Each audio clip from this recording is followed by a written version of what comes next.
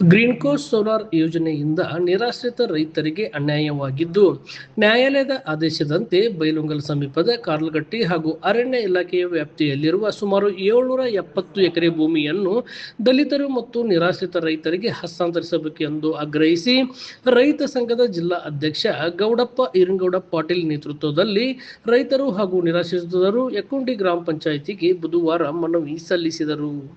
1972ರಲ್ಲಿ ಮಲಪ್ರಭಾ ಅಣೆಕಟ್ಟು ನಿರ್ಮಾಣದಿಂದ ಯಕ್ಕುಂಡಿ, ದುಗ್ದಳ, ಕಾರ್ಲಗಟ್ಟಿ, ಕಾಗಿಹಾಳ ಸೇರಿದಂತೆ ಹಲವು ಗ್ರಾಮಗಳ ರೈತರು ತಮ್ಮ ಜಮೀನು ಕಳೆದುಕೊಂಡು ನಿರಾಶ್ರಿತರಾದರು. ಬಳಿಕ ಸರ್ಕಾರ ಹಂಚಿಕೆ ಮಾಡಿದ್ದ ಭೂಮಿಯಲ್ಲಿ ಹಲವು ವರ್ಷಗಳಿಂದ ಕೃಷಿ ಮಾಡುತ್ತಿದ್ದ ರೈತರಿಂದ 2001ರಲ್ಲಿ ಅರಣ್ಯ ಇಲಾಖೆ ಭೂಮಿಯನ್ನು ವಶಪಡಿಸಿಕೊಂಡಿದ್ದು, ಅಂದಿನಿಂದ ತಮ್ಮ ಹಕ್ಕಿನ ಭೂಮಿಗಾಗಿ ರೈತರು ನಿರಂತರ ಹೋರಾಟ ನಡೆಸುತ್ತಿದ್ದಾರೆ ಎಂದು ಮುಖಂಡರು ತಿಳಿಸಿದರು.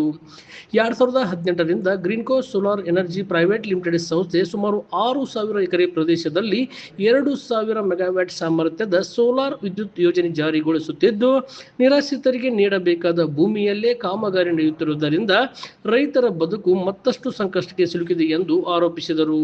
ಹೈಕೋರ್ಟ್ 2026 ಏಪ್ರಿಲ್ 25ರಂದು ನೀಡಿರುವ ಆದೇಶವನ್ನು ತಕ್ಷಣ ಜಾರಿಗೊಳಿಸಿ ಭೂಮಿಯನ್ನು ಅರ್ಹ ರೈತರಿಗೆ ಹಸ್ತಾಂತರಿಸುವಂತೆ ಒತ್ತಾಯಿಸಿದರು.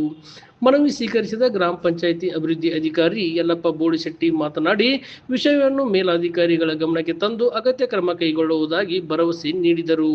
ಈ ವೇಳೆ ರೈತ ಮುಖಂಡರಾದ ಶಿವನಾಯ್ಕ ಪಾಟೀಲ್, ಯಲ್ಲಪ್ಪ ಸತ್ಯನಾಯ್ಕ, ಕಾನಪ್ಪ ಮಾದರ್ ಸೇರಿದಂತೆ ನೂರಾರು ರೈತರು ಮತ್ತು ನಿರಾಶ್ರಿತರು ಉಪಸ್ಥಿತರಿದ್ದರು.